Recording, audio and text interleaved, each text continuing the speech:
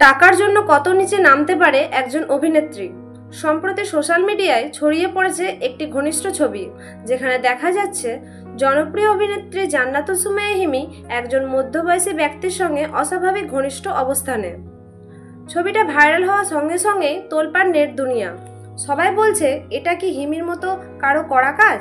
আর ঠিক সেই সময়ে মুখ খুললেন নিলয় আলমগীরের স্ত্রী, যিনি বলেন আর কত নামবে নিচে টাকার জন্য। তবে অনেকেই বলছেন এটি হয়তো ফেক ছবি বা কোনো নাটকের দৃশ্য, কিন্তু প্রশ্ন রয়ে যায় এই ধরনের ছবি ছড়ালে শিল্পীদের ইমেজ কেমনভাবে ক্ষতিগ্রস্ত হয়।